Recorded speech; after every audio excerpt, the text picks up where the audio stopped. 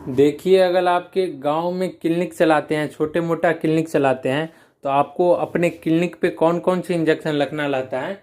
यानी कि अगर आप गांव में छोटी क्लिनिक है आपका, तो अपने क्लिनिक पर कौन कौन से इंजेक्शन लग सकते हैं और कौन सा इंजेक्शन अच्छा रिजल्ट दिखाता है, यानी कि जल्दी ठीक हो जाता है पेशेंट। ठीक है, इसके बारे में मैं आपको कुछ जानकारी देने वाला हूँ।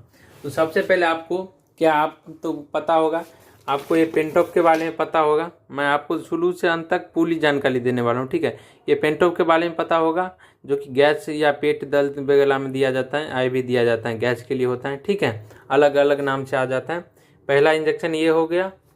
दूसरा इंजेक्शन आपको लगना है अपने क्लिनिक पे पैरासीटामोल। देख सकते हैं आप, अलग अलग नाम के आता है, सुमोल आता है, न्यूमोल आता है। ठीक है, ये सब आपको सिर्फ 18 से ऊपर वाले व्यक्ति को चलाना है। ठीक है, उसके कम में डोज अलग दिया जाता है। जो मैं अभी बताने वाला हूँ, आप 16 से 18 साल के ऊपर के व्यक्ति में चला सकते हैं। ठीक है, ये पैरासीटामोल है बुखार के लिए, ज़्यादा बुखार होता है तब दिया जाता है। ये मैं अभी हॉस्पिटल में हूँ, हॉस्पिटल में कौन कौन सी दवाई चलाया जाता है उसके बारे में बताने वाला हूँ, ताकि आपको फ़ायदा मिले, यही मैं चाहता हूँ। ठीक है, उसके बाद आ जाता है एक, देख सकते हैं यहाँ पे नाम क्या है, यहाँ पे इसका नाम है जस्टिन एक्वा।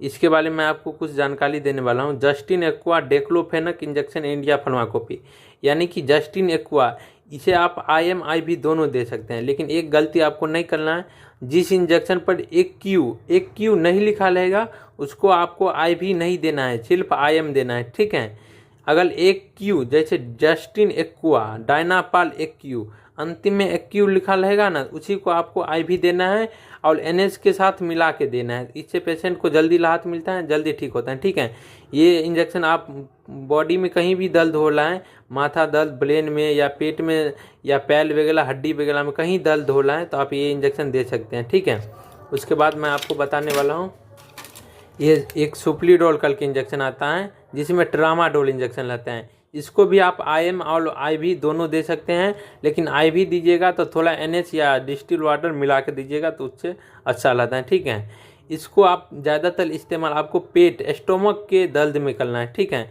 अगर ये पेन किलर है, बहुत ही अच्छा है। ठीक है, इस इंजेक्शन को देने के बाद थोड़ा पेशेंट को नींद आता है, लेकिन ये अच्छा रिजल्ट दिखाता है। अगर किसी को ज़्यादा पेट दर्द कर रहा है, उसमें आपको ये इंजेक्शन देना है। ठीक है, उसके बाद मैं आपको एक चीज़ बताने वाला हूँ। गांव घर में क्या होता है, बहुत ऐसे पेशेंट होता है जिसको पेशाब नहीं होता है। ठीक है, पेशाब करने में दिक्कत होता है, पेशाब मतलब पेशाब बंद रहता है, पेशाब नहीं होता है, जिसके कारण से उससे दर्द रहता है। ठीक है, तो आप दर्द का इंजेक्शन देते हैं, लेकिन दर्द आराम नहीं होता है। ठीक है, तो दर्द के इंजेक्शन देने के बाद उसको दर्द आराम नहीं रहता है, तो आपको BP चेक कर लेना है। BP अगर सही है तो आपको एक डाइटोल या लेसिक्स का इंजेक्शन आता है, इस तरह से मैं आपको दिखाने वाला हूँ। ये डाइटोल आता है, जिसमें ट्रूसामाइड इंजेक्शन रहता है। अगर आपको किसी को नीचे में यूरिन में दर्द हो रहा है, पेशाब नहीं हो रहा है, उसके कारण से दर्द हो रहा है, और आपने दर्द का इंजेक्शन लगाई लेकिन दर्द आराम नहीं हुआ, उसको पेशाब तब तक नहीं होगा, तब तक दर्द आराम नहीं होगा, तो आपको BP को ध्यान में रखते हुए आपको डाइटोल इंजेक्शन देना है। अगर BP कम है तो आपको डाइटोल इंजेक्शन नहीं देना है, आप फॉलिज लगा सकते हैं, जिसके कारण से पेशाब हो जाएगा, उसको दर्द आराम हो जाएगा। अगर BP नॉर्मल है तो आप डाइटोल या लेसिक्स इंजेक्शन दे सकते हैं। इससे पेशेंट को तुरंत पेशाब बाहर निकल जाएगा, यूरिन पास हो जाएगा और उसका दर्द आराम हो जाएगा। ठीक है, उसके बाद मैं आपको और इंजेक्शन के बारे में बताने वाला हूँ कौन कौन से। यहाँ पे देख सकते हैं एक इंजेक्शन है, यहाँ पे टेनेक्सा नाम से इंजेक्शन फेमस रहता है, लेकिन ये दूसरा कंपनी का है। इसमें क्या रहता है, टेनेक्सामिक एसिड इंजेक्शन रहता है। ठीक है, इस इंजेक्शन का उपयोग कब किया जाता है, जब किसी पेशेंट को ब्लीडिंग हो रहा है, यानी कि कहीं, यानी मतलब आप जानिए कहीं पे एक्सीडेंट हो गया तो उससे ब्लड निकल रहा है, हाथ पैर कहीं से भी, या किसी अंग कट गया उससे ब्लड बंद नहीं हो रहा है, तो इस इंजेक्शन को ब्लड को बंद करने के लिए दिया जाता है, आसान भाषा में। ठीक है, IV दिया जाता है। उसके बारे में मैं आपको बाद में इस इंजेक्शन के बारे में बता देता हूँ। ये आ जाता है आपका एमसेट इंजेक्शन आ जाता है, आप वनडम भी नाम सुने होंगे। एमसेट वनडम रहता है, वंडा सिट्रोन इंजेक्शन रहता है। ठीक है, ये 2 ml और 4 ml दोनों में आता है। मैं आपको इसको दिखा देता हूँ, मैं निकाल के। ये इंजेक्शन 2 ml के भाइल में आता है। ठीक है, अगर कि कोई व्यक्ति 18 साल या 16 साल के ऊपर के व्यक्ति हैं, तो उसको आप 2 ml इंजेक्शन दिए IV और उल्टी आराम नहीं हुआ है, तो आप उसे 4 ml तक ये इंजेक्शन दे सकते हैं, 2 वाइल दे सकते हैं 4 ml तक। यहाँ पे 2 ml लिखा है ना, देख सकते हैं। तो एक इंजेक्शन में आपको अलार्म नहीं होता है, उल्टी होते ही हैं, तो आप 4 ml तक वनडम का इंजेक्शन दे सकते हैं, ठीक है। उसके बारे में मैं यहाँ पे तो बहुत इंजेक्शन है ऐसे, लेकिन मैं आपको गाँव में कौन कौन से इंजेक्शन यूज कर सकते हैं उसके बारे में बताने वाला हूँ सिर्फ, ठीक है। यहाँ पे एक आ जाता है, देख सकते हैं आप, यहाँ पे इंजेक्शन आ जाता है कैल्शियम का इंजेक्शन, कैल्शियम ग्लूकोनेट का, ठीक है।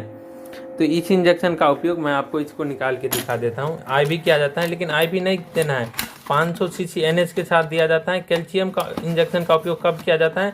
जब किसी पेशेंट को घुटनों में दर्द रहता है, हड्डी वगैरह में दर्द रहता है, तो तब इस इंजेक्शन का उपयोग किया जाता है, ठीक है। इस इंजेक्शन को आपको 500 ml NH के साथ मिला के चलाना है, स्लो चलाना है, पूरा धीमे से चलाना है। ताकत के लिए रहता है, लेकिन हड्डी कैल्शियम रहता है, इसका मतलब हड्डी को मजबूत बनाता है, ठीक है। उसके बाद आ जाता है, मैं आपको अगला दिखाने वाला हूँ, इसको रख देते हैं। अगला आ जाता है, यहाँ पे ऑल इंजेक्शन है, लेकिन इसके बारे में थोड़ा बहुत बात कर लेते हैं थोड़ा। ये लीवोफ्लोक्सासिन आ जाता है इंजेक्शन, लीवोफ्लोक्सासिन। इसके ये सब आप गांव घर में चलाते होंगे या नहीं, मुझे नहीं पता। लीवोफ्लोक्सासिन एक एंटीबायोटिक इंजेक्शन है। इस इंजेक्शन का उपयोग कब किया जाता है? जब किसी पेशेंट को पेट में इन्फेक्शन हो गया, डायरिया जैसे हो गया, अगर नहीं ठीक हो रहा है तो अब इस इंजेक्शन का उपयोग कर सकते हैं। और इस इंजेक्शन का उपयोग बुखार में भी किया जाता है, और यूरिन इन्फेक्शन में ज़्यादातर इस इंजेक्शन का उपयोग किया जाता है, ठीक है। उसके बाद आ जाता है एक डेक्सोना इंजेक्शन, तो आपको पता ही होगा, ये दूसरा कंपनी का है, जिसमें डेक्सामेथासोन रहता है, डेक्सोना रहता है, ये दूसरा कंपनी का है।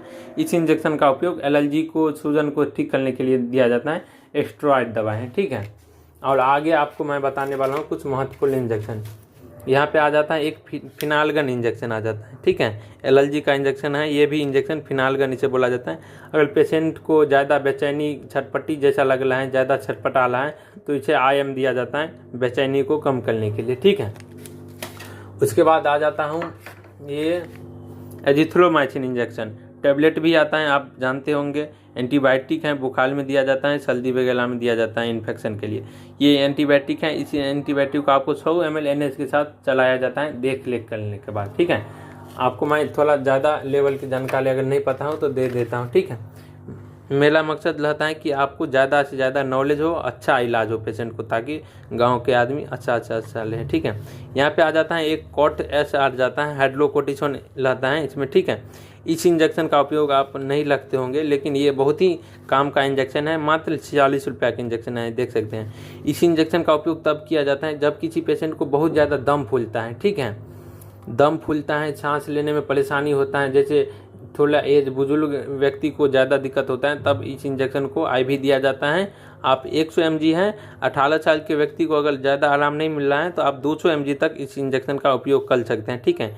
इस इंजेक्शन का उपयोग TDS या BD में कर सकते हैं, जल्दी राहत मिलता है। दम फूलने वाले पेशेंट में ज़्यादा किया जाता है। मैं आपको आसान भाषा में बताने की कोशिश कर रहा हूँ।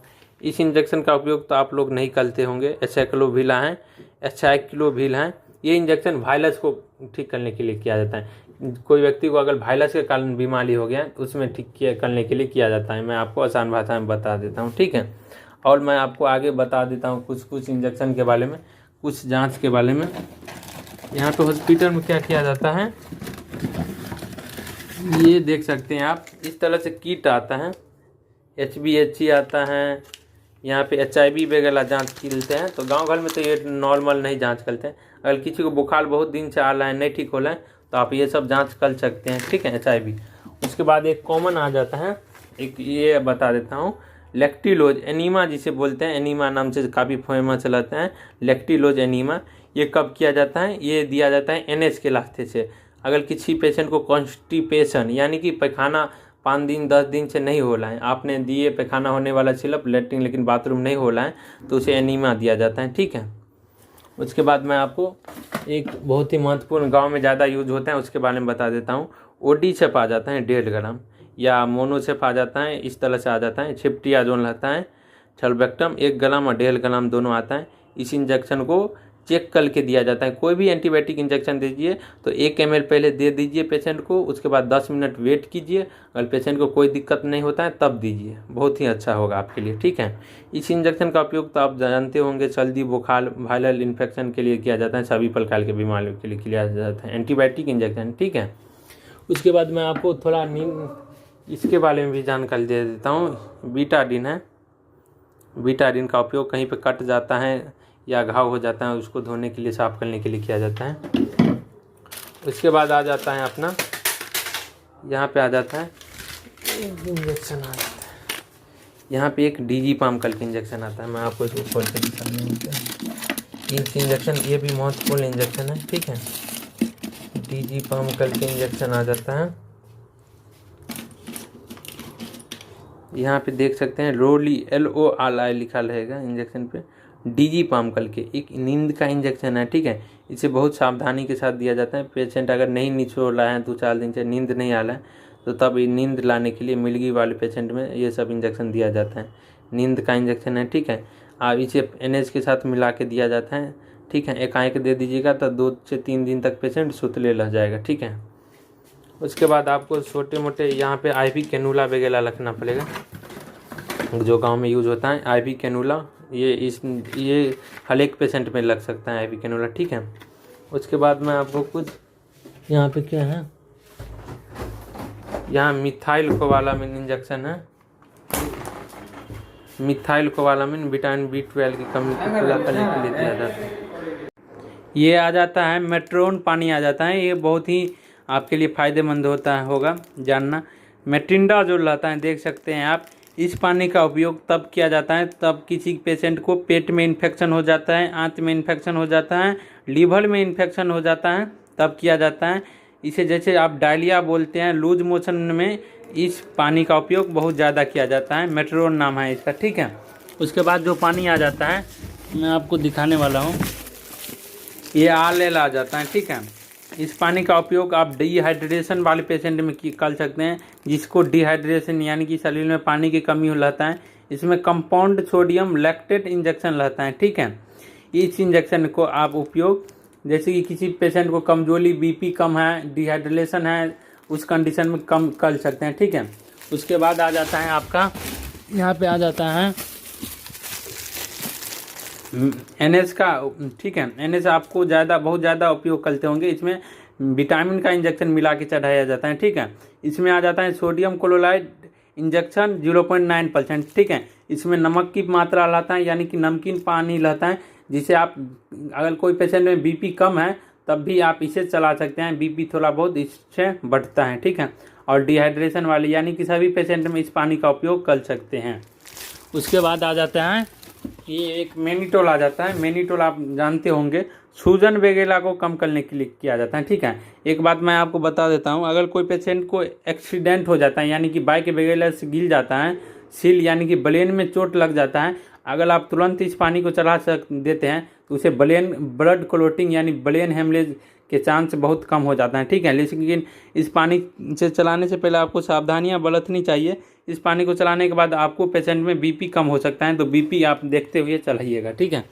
उसके बाद आ जाता है कुछ ये NH का छोटा वाला 100 ml आ जाता है। इसे आप एंटीबायोटिक इंजेक्शन या विटामिन का इंजेक्शन मिला के चढ़ाने के लिए उपयोग किया जाता है। उसके बाद आ जाता है आपका ये D10 आ जाता है, D10 जिसमें डेक्सट्रोज इंजेक्शन 10% रहता है। इस पानी का उपयोग अगर किसी पेशेंट में शुगर की मात्रा लो हो जाती है तो उसे डेक्सट्रोज इंजेक्शन का उपयोग किया जाता है। अगर कोई पेशेंट बेहोशी हालत में आता है तो उसे थोड़ा बहुत डेक्सट्रोज मीठा पानी का उपयोग किया जाता है ताकि पेशेंट होश में आ सके, ठीक है। उसके बाद आ जाता है आपका DNS आ जाता है, DNS, ठीक है। इसमें आपको नमकीन और मीठा दोनों मिक्स रहता है। इसमें sodium chloride and dextrose injection दोनों मिक्स रहता है, यानी कि मीठा नमकीन पानी दोनों मिक्स रहता है। इसमें अगर किसी पेशेंट को BP भी कम है और शुगर भी कम है और कमजोरी भी है तब जाके इस पानी को आप चढ़ा सकते हैं, ठीक है। उसके बाद आ जाता है आप ये सिरिंज वगैरह लग सकते हैं अलग अलग प्रकार से, 2 ml, 5 ml, 10 ml, ठीक है। और क्या है, और क्या सब आप लग सकते हैं, IV सेट लग सकते हैं, ठीक है। IV सेट वगैरह तो आप लगते होंगे, IV सेट लग सकते हैं। उसके बाद आप लग सकते हैं ऑक्सीजन मास्क, बहुत ज़रूरी है। ऑक्सीजन मास्क आप लग सकते हैं, क्योंकि अगर आपके पास ऑक्सीजन है तो ऑक्सीजन लगा दीजिएगा किसी पेशेंट में, ऑक्सीजन चेक करके अगर ऑक्सीजन लेवल कम है तो ऑक्सीजन मास्क लगाइएगा तो पेशेंट को बहुत राहत मिलता है, ठीक है। उसके बाद आपको फॉलिज का सामान वगैरह लाना चाहिए। इसे आ जाता है फॉलिज कैथेटर जिसे बोलते हैं। पेशाब अगर किसी पेशेंट को नहीं हो रहा है तो अगर आपको लगाना आता है तो इसे लगा दीजिएगा तो तुरंत पेशाब यूरिन पास हो जाएगा, पेशेंट को ठीक हो जाएगा, ठीक है। दर्द वगैरह में लगाया जाता है। उसके बाद आ जाता है यहाँ पे काफ़ी सारे इंजेक्शन हैं। यहाँ पे एक इंजेक्शन आ जाता है लॉक्स 2%, ठीक है। लिग्नोकेन आ जाता है। इसे मताने, अगर कोई अंग को आपको टाका लगा ले हैं, टाका लगाते हैं तो उसको मताने यानी दर्द वहाँ पे लगाने के बाद टाका लगाया जाता है जिससे दर्द नहीं करता है, ठीक है। उसके बाद आ जाता है एक नॉलेड का इंजेक्शन, देख सकते हैं ये नॉलेड है, अलग अलग कंपनी का आता है, नोलाडिलिन है, ठीक है। इस इंजेक्शन का उपयोग बीपी बढ़ाने के लिए किया जाता है, लेकिन बहुत सावधानी से करना है, क्योंकि अगर किसी पेशेंट में ज़्यादा दे दीजिएगा तो पेशेंट की जान भी जा सकता है। तो आपको 500 ml NH के साथ, एक NH में देखिए 2 एम्पूल लेना है, 2 ml का आता है, 2 एम्पूल लेना है और 500 ml NH में डालकर 12 घंटा तक चढ़ाना है, ठीक है। इस हिसाब से चढ़ाइए कि 12 घंटा तक चले। एक 500 ml वाला एक बोतल 12 घंटा चलाया जाता है, लेकिन डॉक्टर के अकॉर्डिंग चलाया जाता है, ठीक है। उसके बाद आ जाता है एक इंजेक्शन फल्सीगो आ जाता है, अलग अलग कंपनी का आता है, अल्टीसुनिट इंजेक्शन आता है। अगर किसी पेशेंट को मलेरिया हो गया है, बुखार नहीं जा रहा है, तो उसे जांच पॉजिटिव आता है तो आप अल्टीसुनिट इंजेक्शन 2 से 3 दिन चलेगा, बुखार ख़त्म हो जाएगा, ठीक है। उसके बाद आ जाता है यहाँ पे कुछ और क्या आपको बताऊँ, यहाँ पे क्या आता है, ये एस्टिमेटिल इंजेक्शन है। अगर किसी पेशेंट को बेचैनी वगैरह हो रहा है तो आप IM दे सकते हैं, ठीक है। उसके बाद आ जाता है क्या, ये एक लॉक्स जेली आता है, इसके बारे में भी जान लीजिए। लॉक्स जेली लिग्नोकेन जेल 2%, जो कि फॉलिज लगाने में काम आता है, ठीक है। उसके बाद आ जाता है एक पिप्टाचिलिन टेजोबैक्टम 4.5 ग्राम का आता है, मैंने आपको इसके बारे में नहीं बताया था। पिप्टाचिलिन 4.5 ग्राम का आ जाता है, पिप्टाचिलिन एंड टेजोबैक्टम आ जाता है। इस एक एंटीबायोटिक इंजेक्शन है, हायर पावर। अगर बैक्टीरिया की ग्रोथ बहुत ज़्यादा बैक्टीरिया हो गया, इन्फेक्शन बहुत ज़्यादा हो गया, तब जाके इस एंटीबायोटिक का उपयोग किया जाता है 100 सीरीज NH के साथ, ठीक है। बुखार सभी बीमारियों में उपयोग किया जाता है। उसके बाद आ जाता है एक सेफेपेलाजोन आ जाता है, मैं आपको कंपोजिशन बता देता हूँ। इसका उपयोग एक ही बीमारी में किया जाता है, किडनी को ठीक करने के लिए। अगर किसी पेशेंट को किडनी की बीमारी है तब जाके सेफेपेलाजोन एंटीबायोटिक इंजेक्शन का उपयोग किया जाता है, ठीक है। इसके बाद बता देता हूँ आपको एक ओफ्लॉक्सासिन 100 ml का इन्फ्यूज़न आता है, इसके बारे में। इसका उपयोग तब किया जाता है डायरिया वगैरह में किया जाता है, पेट के इन्फेक्शन में किया जाता है, डायरिया में ज़्यादा किया जाता है, यानी कि पेट दस्त आराम नहीं हो रहा है तब जाके इस इंजेक्शन को उपयोग किया जाता है। अगर पेशेंट 16 या 18 साल के ऊपर हैं तो आप BD दिन में 2 बार या 1 टाइम चला सकते हैं। अगर आपको वीडियो पसंद आई हो तो वीडियो को लाइक कर लीजिएगा, चैनल पर पहली बार आए हैं तो चैनल को सब्सक्राइब कर लीजिएगा। एक चीज़ और बता देता हूँ मैं आपको, कैली पापा ये टेबलेट आता है, कैली पापा। इसका उपयोग अगर कोई पेशेंट डेंगू का है तब जाके इस डेंगू मलेरिया वाले पेशेंट में इस कैली पापा का उपयोग किया जाता है। अगर प्लेटलेट घट जाता है तो प्लेटलेट को इंक्रीज करने के लिए इस टेबलेट का उपयोग किया जाता है, ठीक है। तो ये थी आपको जानकारी जो मैंने आपको बताने की कोशिश की हूँ। अगर आपको अच्छा लगा है तो वीडियो को लाइक कर दीजिएगा, ठीक है। धन्यवाद।